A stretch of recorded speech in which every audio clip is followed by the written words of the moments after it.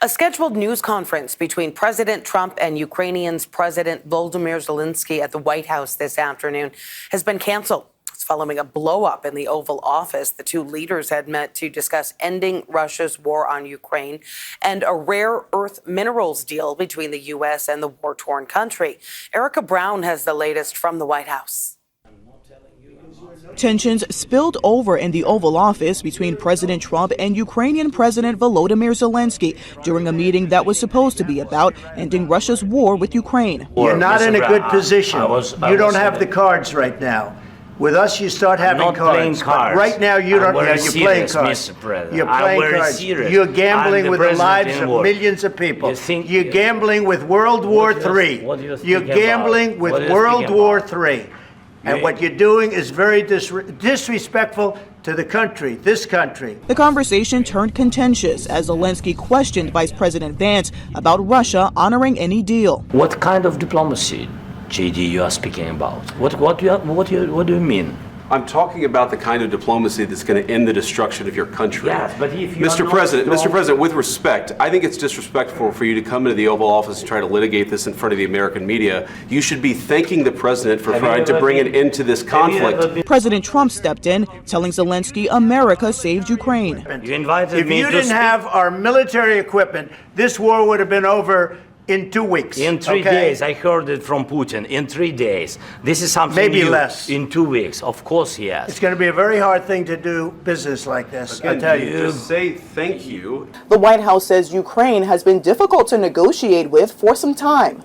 I don't want a ceasefire. I don't want a ceasefire. I want to go and I want this. Look, if you could get a ceasefire right now, I tell you, you take it so the bullets stop flying and your men stop getting killed. Of course, we want to stop the war. But you're saying you don't want a ceasefire. But I said to you, I want a ceasefire. With guarantees. A scheduled news conference with the two leaders was scrapped, and Zelenskyy left with neither side signing a mineral rights agreement. Face the Nation moderator Margaret Brennan joining us now to try to make sense of this. Margaret, so at last word, Zelenskyy was told that he can come back when he's ready for peace and that he's supposed to apologize. Where do things stand?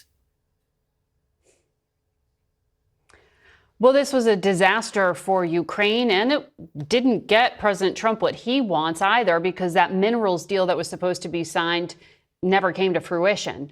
So this explosion in front of the cameras really did cause reverberations around the world when it comes to allies in Europe concerned that the Americans are walking away from the commitment to defending this democracy against the democracy of Ukraine against the aggression from Vladimir Putin. Remember, it was earlier this week that the Trump administration changed the U.S. policy and told diplomats not to acknowledge Russia was the aggressor during proceedings at the United Nations. So there is a big concern here that this isn't just a clash of two personalities, that this is a change in the alignment of the United States.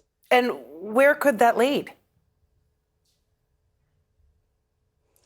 That is the big question mark, and that is what is causing so much concern. We've already heard from leaders in France, elsewhere in Europe.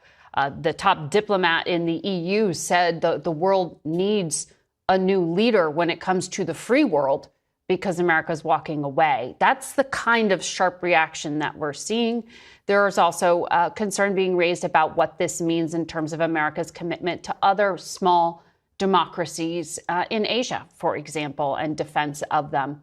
The point where this all seemed to go off the rails in the Oval Office was after a reporter asked President Trump about his perceived alignment with Vladimir Putin. That led J.D. Vance, the vice president, to jump in and say President Trump's trying diplomacy here and reaching out to Putin.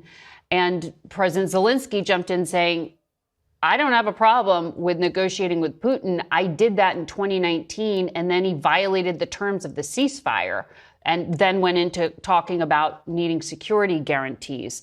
So it was as if Zelenskyy was explaining the history to these men in some ways for the first time, and it just really devolved from there with Vance telling him he was being disrespectful. All right. We know you're going to keep an eye on all of that. There'll be a lot of evolution over the weekend, I'm guessing.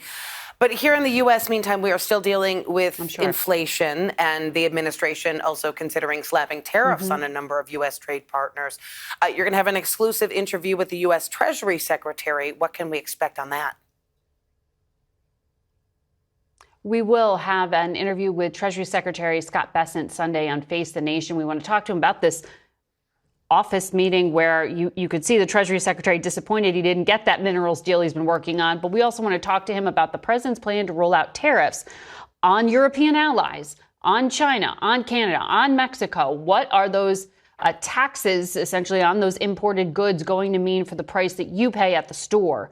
Remember, President Trump campaigned on a promise to lower inflation on day one, and we are still seeing elevated prices for consumers on a number of points. We're going to talk to the Treasury Secretary about all of it. All right. Thank you, Margaret. Be sure to tune in Sunday morning. Face the Nation with Margaret Brennan here on KPIX.